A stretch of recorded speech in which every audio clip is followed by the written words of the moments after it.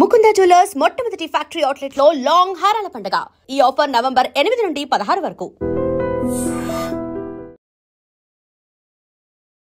Welcome to IT news. This is Pavan. రాష్ట్రంలో ఎక్కడో చోట ఏదో ఒక మూలన కుటుంబ వ్యవస్థలో భార్య భర్తను చంపడం, భర్త భార్యను చంపడం ఇలాంటి ఇన్సిడెంట్లు జరుగుతూనే ఉన్నాయి. అదే తరహాలో నిజామాబాద్ లో మోహన్ అనే వ్యక్తికి మలావత్ మోహన్ అనే వ్యక్తి పైన ఇద్దరు భార్యలు సంగీత అని చెప్పి కవిత అని చెప్పేసి వీళ్ళిద్దరు పెట్రోల్ పోసి తగలబెట్టడం జరిగింది. దీనికి 5 కూతుర్లు. రోజు తాగొచ్చి హింసిస్తున్నాడు అనే కారణంతోనే ఈ విధంగా చేయడం జరిగింది. కానీ ఒక్కసారి చట్టాలపైన వేటికైనా అవగాహన లేక క్షణికావేశంలో భార్యాభర్తలు చిన్న చిన్న గొడవలకి విడిపోయి ప్రాణాలు తీసుకునే పరిస్థితికి అయితే తీసుకోవడం జరుగుతుంది. గతంలో చాలా ఇన్సిడెంట్లు చూసాము.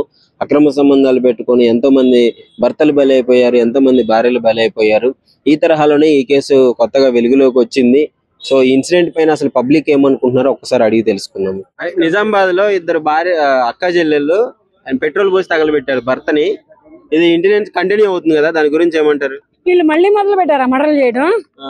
ఓరి దేవుడా, అక్కడ పసిపిల్లలను చంపే వాళ్ళని అట్ట చేయండి రా బాబు అంటే ఇక్కడ అమ్మాయిలే మళ్ళీ అబ్బాయిలను చంపేస్తున్నారా? కారణం ఏంటంట? ఏముంది, తాగొచ్చి గొడవలు పెడుతున్నాడు అని చెప్పేసి చంపేశారు. గొడవ పెడితే వదిలేసుకో, వదిలించుకో, లేకపోతే నీ బ్రతుకు నువ్వు బ్రతుకు. అంత మాత్రానే చంపడం ఎందుకు? చంపితే నిన్ను పోలీసులు వదులుతారా ఏంది? ఇప్పుడు నీతో పాటు ఇంకొకళ్ళు ఎవరు ఆడయ్యారు చంపడానికి? ఒకదానికి కలింగాడే అక్క చెల్లెలే చంపారా? అక్క చెల్లెలు చంపితే దాని కూడా ఎట్టు ఊరుకున్నాడు అబ్బా దీని వీడిని చంపడానికి వస్తే? ఇద్దరు భార్యలే కాబట్టి ఇద్దరు ఒకటి పెళ్ళాలేనా? ఇది 2 ఏళ్ల పూజారా? ఇద్దరిని కలిపి వేధిస్తున్నాడని చంపాడు. అదే అట్లా చంపడం ఎందుకు? వదిలించుకోండి ఇద్దరు ఇష్టం లేకపోతే. మరి ఇద్దరు ఎట్ట కట్టుకునేటప్పుడు తెలీదా? ఒకళ్ళు ఇడిచి ఒకళ్ళు అక్క చెల్లెళ్ళు ఇద్దరే కట్టుకున్నారు కదా, కట్టుకునేటప్పుడు నీకు తెలీదా? ఒక అక్కను కట్టుకుంటేనే వాడు ఎంత వేధిస్తున్నాడో తెలుసు కదా, తెలిసి మళ్ళీ చెల్లెట్టు కట్టుకుంది. మరి ఇక్కడ స్టెప్ మీరు రాంగ్ చేశారు కదా. ఆ చేసిన తప్పుని సరిదిద్దుకోవడం అంటే వదిలేసుకోవాలి, అతన్ని అంతటితోటి కట్ చేసుకొని మీ లైఫ్ లో మీరు లీడ్ చేసుకోవాలి. అంతేగాని చంపడం వలన ఏం వచ్చింది మీకు? ఇప్పుడు చంపడం వలన ఏం రాలేదు మీకు. మిమ్మల్ని లోపలేస్తారు, మీతో పాటు మరి పిల్లలు ఉన్నారో లేదో తెలియదు. మీరు ఇప్పుడు లోపల ఉండి మీ భర్తలు చనిపోతే మీకు పిల్లల్ని ఎవరు చూస్తారు? పిల్లలు ఉంటే గబుకొని, పిల్లలు లేకపోతే బై లక్కే ఒప్పుకుంటా, కానీ పిల్లలు ఉంటే పిల్లల్ని ఎవరు చూస్తారు? చూడాలంటే ఇబ్బందే కదా. దీన్ని ఎవరు ఎలా మర్చిపోయి ఇలా ఇటువంటి పనులన్నీ చేశారో నాకైతే తెలియట్లేదు. కానీ ఇదైతే మాత్రం తగలబడిపోతుంటే ఎదురంగుండి నవ్వుకుంటే చచ్చిపోవని చెప్పేసి ఇట్లాంటి వ్యాఖ్యలు కూడా పెట్రోల్ కూడా పోసి తగలబెట్టారు. వాడు పెట్రోల్ పోసి దాకా స్పృహలో లేడా ఏంటి? పెట్రోల్ పోసి అంత ఊరుకుంటుంటేనే మీకు స్పృహ తప్పారా? లేకపోతే ఏం చేశాడు వాడు? పోసి తేరుకునే లోపల వాడు కాల్ చేశారా వీళ్ళు? చిన్న చిన్న గొడవలకి ఈ మధ్య ఎక్కువగా చూస్తున్నాము. భార్యాభర్తల మధ్య ఎప్పుడు చంపుకోవడమే దారి తీస్తుంది ప్రతిదానికి. పేషెన్సీ ఉండట్లేదా ముందల మహిళల్లో? ఇంత ముందల లెక్క పేషెన్సీ ఉండట్లా.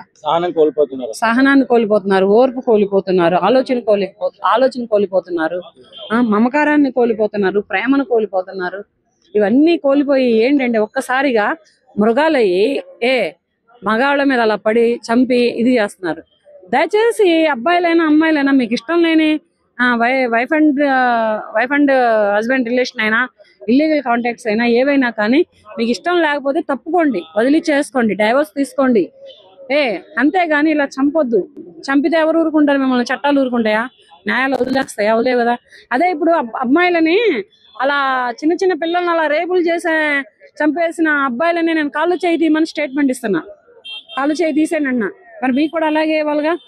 అమ్మాయిలకు కూడా అలాగే కాళ్ళు చేయి తీస్తే బాగుంటది కదా. అమ్మాయిలకు కూడా అలాంటి చట్టాలే రావాలి. ఇక్కడ చట్టం దృష్టిలో, దేవుడి దృష్టిలో అమ్మాయి అయినా అబ్బాయి అయినా ఎవరైనా ఒక్కటే ఇక్కడ. కాకపోతే ఏంటంటే ఎవరి హద్దుల్లో వాళ్ళు ఉంటారు. ఆడది ఎప్పటికీ అణిగిమణిగే ఉండాలంటారు.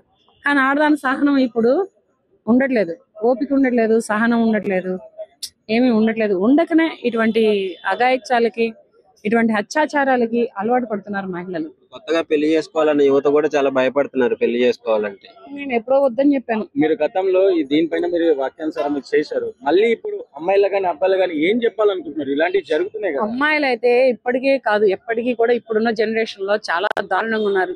వాళ్ళ పేరెంట్స్ ఆస్తులంటూ అంతస్తులంటూ ఇంకా దారుణంగా ఉన్నారు. ఇటువంటి దారుణమైనటువంటి పరిస్థితుల్లో ఉన్నప్పుడు అబ్బాయిల పేరెంట్స్ కొంచెం ఆచి తూచి సంబంధాలు చూసి చేసుకుంటే బాగుంటది. చేసుకోవాలి అనుకుంటే వాళ్ళు పెళ్ళొద్దురా బాబు మా పిల్లలు మాకుంటే చాలు అనుకున్న వాళ్ళు అన్ని సైలెంట్ చేసుకొని పిల్లలను చూసుకుంటా బతికేస్తే పోతుంది. ఇది ఇంతేగాని పెళ్లిళ్ళు చేసుకొని పిల్లల్ని కొడుకులను కోల్పోయిన తల్లిదండ్రులు, కూతుర్లను కోల్పోయిన తల్లిదండ్రులు చాలా మంది ఉన్నారు. కానీ మరి ఆ తల్లిదండ్రులు ఏం పాపం చేస్తే వీళ్ళని ఇటువంటి దారుణంగా కోల్పోతున్నారో తెలియదు. కానీ ఒక మనిషి ప్రాణం తీయడం అంటే అంత ఈజీ అయినటువంటి పని కాదు, అది చాలా దారుణం. అది అతను గొడవ చేస్తే అయితే కంప్లైంట్ ఇవ్వాలి లేదా పుట్టింటికి వెళ్ళిపోవాలి. అసలు వదిలే, పుట్టింటికి ఎందుకు వెళ్తావు నువ్వు? కంప్లైంట్ ఎందుకు ఇస్తావు? వదిలేసావు అనుకో ఒక్కసారి, మళ్ళీ లైఫ్ లో వాడి దగ్గరకు రాలేదనుకో, నువ్వు ఇక్కడ వాడికి సరైన శిక్ష పడిపోయినట్టే. చంపి నువ్వు వేసుకుంటున్నావే శిక్ష, వాడిని చంపి నువ్వు శిక్ష వేసుకుంటున్నావే. ఎప్పుడు కూడా చంపడానికో లేదంటే చావడానికో వెళ్ళొద్దు.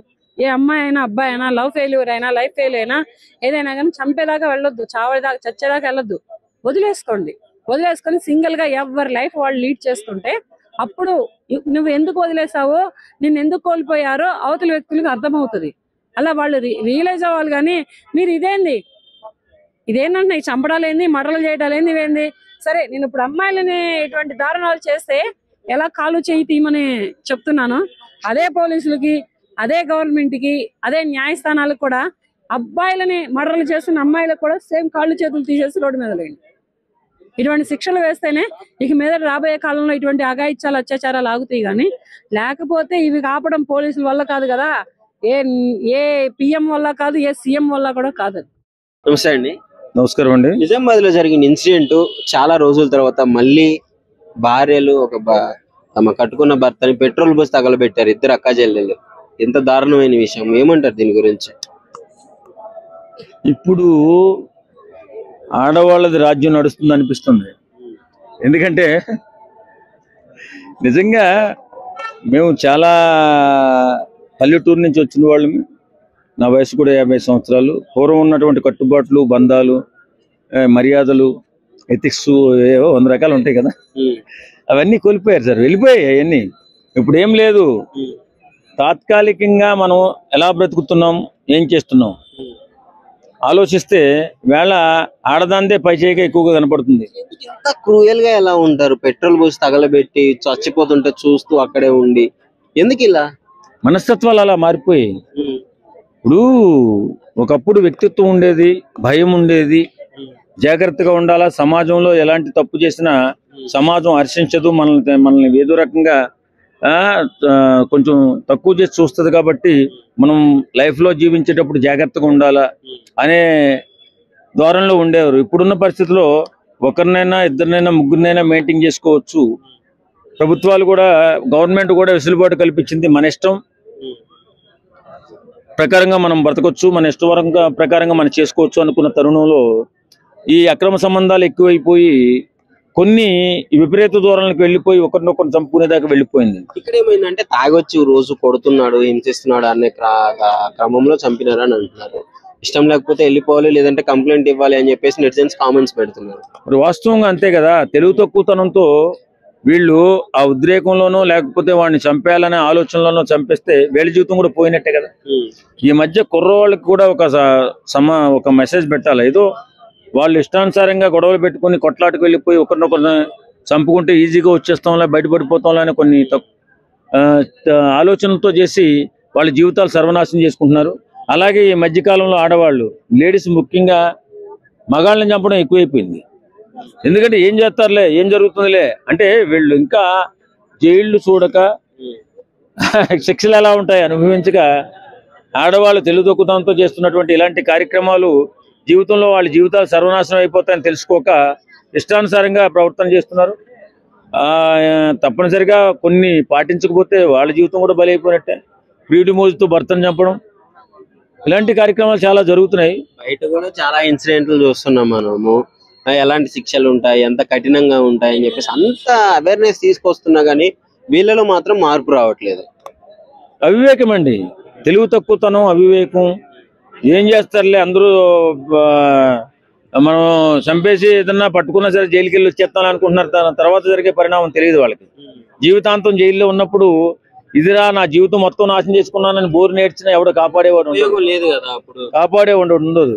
ఆలోచనలో మార్పు రావాలి, కౌన్సిలింగ్ బాగా ఉండాలి, పోలీస్ డిపార్ట్మెంట్ దీనిపై ఎలక్ట్ గా ఉండాలి.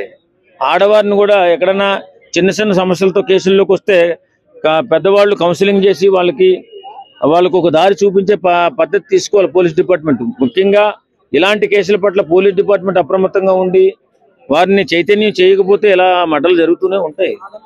మరి ఎవరు మార్చలేం. ప్రభుత్వం కూడా దీనిపైన ఒక దృష్టి పెట్టి ఖచ్చితంగా ఈ ఇలాంటి మర్డర్ల వల్ల అవేర్నెస్ తీసుకురావాలా. జీవితాలు ఒక మనిషిని చంపితే మన జీవితం కూడా నాశనం అయిపోద్ది అనేటటువంటి ఉద్దేశాన్ని జనాల్లో పంపించాలా, యువతలో పంపించాలా, ఆడవాళ్ళలో పంపించాలా, అందరినీ కౌన్సిలింగ్ చేయాలా. చేసినప్పుడే ఇందులో మార్పు రావాలి, మార్పు వస్తుంది. మొత్తానికి ఏం చెప్పదలుచుకున్నారు ఈ విధంగా? అంటే కొంతమంది ఇప్పుడు చిన్న చిన్న డెసిషన్స్ కి అంటే చిన్న చిన్న గొడవలకి బంధాలు పోగొట్టుకొని ఈ విధంగా క్రైమ్స్ జరుగుతున్నాయి కదా. వాస్తవంగా ఒక మనిషి ప్రాణం ఒక మనిషి తీయడం అంటే ఆ ఎదుటి మనిషి కూడా జీవితాన్ని నాశనం చేసుకోబట్టే. కాబట్టి ఏదైనా చాలా మార్గాలు ఉంటాయి. చాలా మార్గాల్లో మనం ఆ గొడవలనే లేకపోతే ఆ జరుగుతున్నటువంటి పరిస్థితిని చక్కదిద్దుకోవచ్చు. అదేం లేకుండా ఎలాగ ఒకరినొకరిని చంపుకోవడం మాత్రం కరెక్ట్ కాదు. మీ జీవితాలు మీరు నాశనం చేసుకోకండి. కాబట్టి హత్యలకి వేరే పెద్ద పెద్ద ఇష్యూస్కి వెళ్లకుండా యువత మహిళలు అప్రమత్తంగా ఉంటే మంచిది. Thank you. Hi bro. నమస్తే.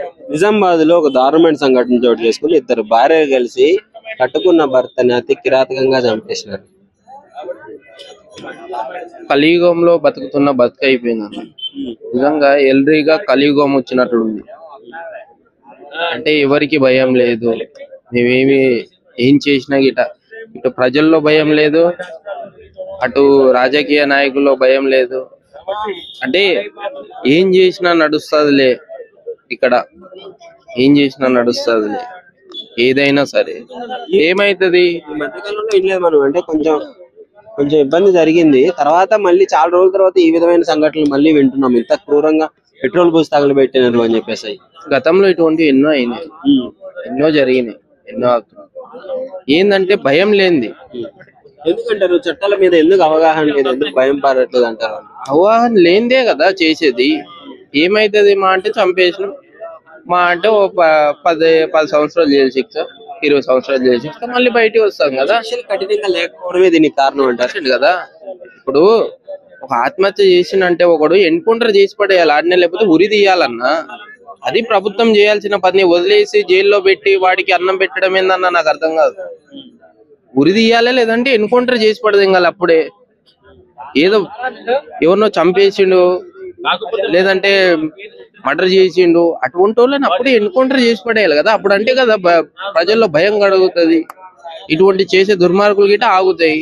మీరు ఎన్కౌంటర్ చేయకుండా ఉరి తీయకుండా ఇట్లనే సాగించారు అనుకో, ఇటువంటి వాళ్ళు పుడతానే ఉంటారు. ఇంకా భయం అనేది ఉండదు. ఏం చేస్తారా, 4 రోజులు జైల్లో ఉంటాం, డబ్బు కట్టి బయటకు వస్తాం.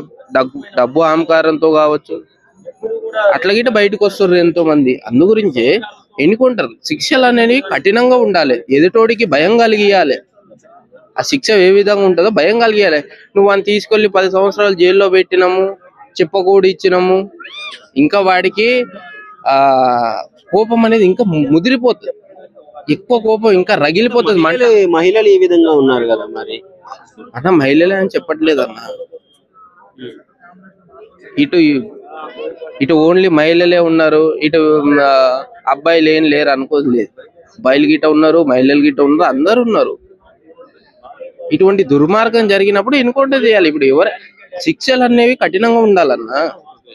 నువ్వు ఏదో 4 రోజులు జైల్లో పెట్టేసి చిప్పకూడి పెట్టినాం, వానికి ఇంకా ఆ బాధ రగులుతూ ఉంటది, ఇంకా ఎక్కువ అవుతుంది. అది ఇంకా ఏదో నెక్స్ట్ ఇంకోటి ఏదో చేయాలరానే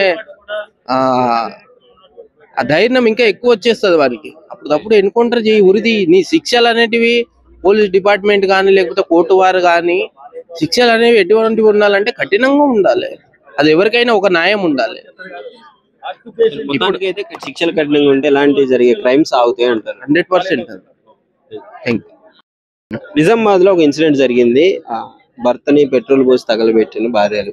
ఎందుకు ఈ విధంగా జరుగుతుంది? ఈ మధ్య కాలంలో ఎక్కువగా మనం ప్రతి చోట ఇదే కేసెస్ వింటున్నాము కదా. అంటే వీళ్ళకి చట్టాల మీద అవగాహన లేక, నెక్స్ట్ వచ్చేసి చిన్న వయసుల్లో ఈ ఆడవాళ్ళకి అనేది పెళ్లిళ్ళు ఈ జరగడం వల్ల వాళ్ళకి కొంచెం సెన్స్ ఆఫ్ హ్యూమర్ అనేది కొంచెం లోపించి వాళ్ళకి ఈ విధంగా జరుగుతుందని నేను అనుకుంటున్నాను. చిన్న వయసులో పెళ్లి, చిన్న వయసులో అవగాహన లేని వయసుల్లో పెళ్లిళ్ళు చేయడం, నెక్స్ట్ వచ్చేసి అంటే వీళ్ళకి చట్టాల మీద అవగాహన లేకపోవడం, తర్వాత ఏం జరుగుద్ది అనేది వీళ్ళకి తెలియకపోవడం, వాళ్ళ ఏమంటారు ఆవేశపూరితమైన ఇది వల్ల వీళ్ళు అలా చేస్తున్నారు. దానివల్ల తర్వాత ఏం జరుగుతుంది, వీళ్ళ లైఫ్ ఎలా స్పాయిల్ అవుతుంది అనేది వీళ్ళు ఆలోచించుకోవడం లేదు. ఆలోచించారు అంటే పెట్రోల్ పోసి తగలబెట్టి అంత క్రూయాలిటీకి వీళ్ళు ఇప్పుడు వచ్చేసారంటే మరి తర్వాత పరిస్థితి ఎలా ఉండబోతుంది, ఎలాంటి శిక్షలు ఉంటాయి, చట్టాలు ఒకటి ఉన్నాయి, దాని గురించి ఎందుకు ఆలోచించలేకపోతున్నారు? అది నేను చెప్తున్నాను కదా, వీళ్ళకి అవగాహన లేదు. అవగాహన లేక ఏమంటారు క్షణపాటు ఆవేశం అంటారు కదా, దాని వల్ల వీళ్ళు అలా చేసేసి తర్వాత సఫర్ అవుతున్నారు. సఫర్ అయినప్పుడు ఇప్పుడు తప్పు చేయకముందు ఆ రియలైజేషన్ వేరు, తప్పు చేసిన తర్వాత రియలైజేషన్ వేరు కదా. శిక్ష పడ్డ తర్వాత మారింది వేరు, శిక్ష పడక ముందు మారింది వేరు కదా. దాని వల్ల వీళ్ళు అవగాహన లేకుండా చేస్తున్నారు. ముందు ఒక్క 5 నిమిషాలు ఆలోచించుకుంటే ఏంటి అని చెప్పేసి ఇలాంటివి జరుగుతుంది అంతే. కానీ ఈ మధ్య కాలంలో భార్యాభర్తల మధ్యలోనే మనం ఇలాంటి గొడవలు చూస్తున్నాము. చిన్న చిన్న గొడవలకి, చిన్న చిన్న విషయాలకి ఈ విధంగా జరుగుతుంది కదా. అవి ఏమంటే ఇప్పుడు మనకి సెల్ ఫోన్స్ వచ్చాక భార్యాభర్తల మధ్య కమ్యూనికేషన్ అనేది తగ్గిపోయింది. ఈ ఫోన్ కి ఇచ్చిన ప్రయారిటీ కూడా భార్యలకి భర్తలకు భార్యలు ఇవ్వలేకపోతున్నారు.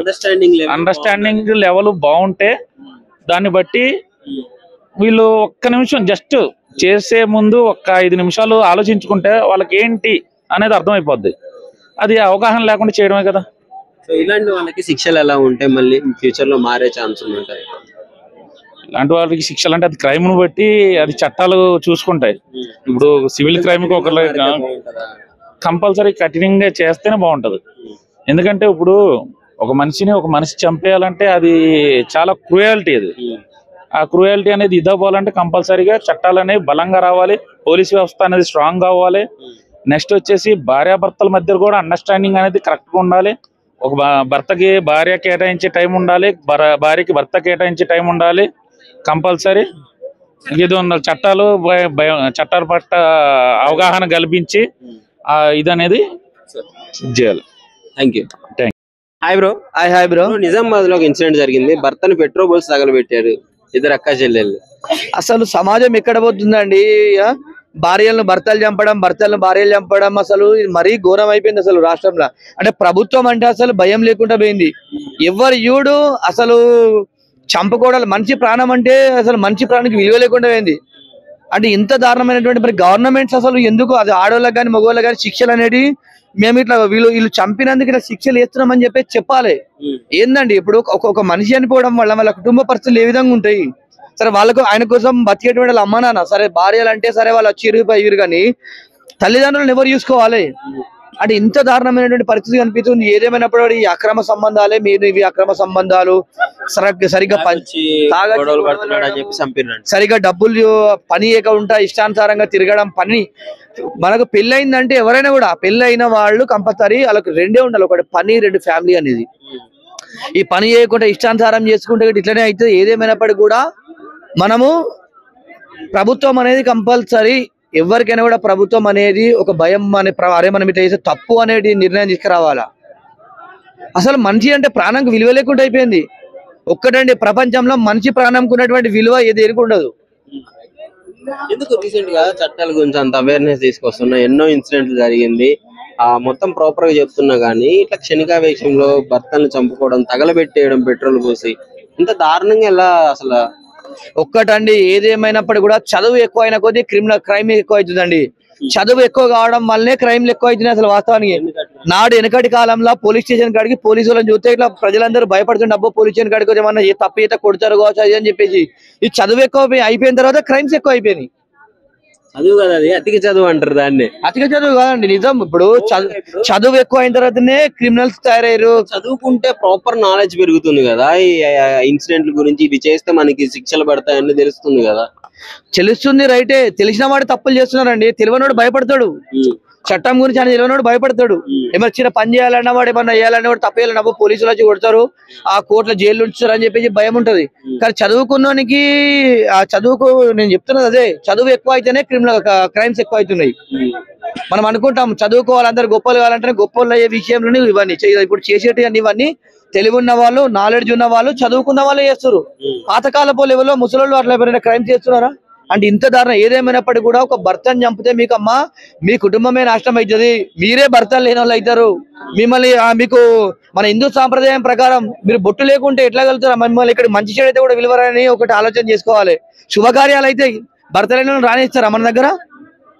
ఏదేమైనప్పటికీ కూడా మనిషి ప్రాణం అనేది చాలా విలువైనది. ఇట్లా అనవసరంగా ఇష్టానుసారం చంపేయద్దు. మీకు ఏదైనా తప్పు చేస్తే పోలీస్ స్టేషన్లు ఉన్నాయి, న్యాయస్థానాలు ఉన్నాయి. మీకు నచ్చకుంటే విడాకులు తీసుకోండి. మీకు నచ్చకుంటే కోర్టులు అప్లై చేసుకొని విడాకులు తీసుకుంటే మీరు మ్యూచువల్ అండర్స్టాండింగ్, ఇద్దరు అండర్స్టాండింగ్ ఉంటే మీకు 15-20 రోజుల్లో కూడా విడాకులు వస్తాయి. కానీ ఇట్లా చంపడం అనేది కరెక్ట్ గా అని చెప్పి తెలియజేస్తున్నా.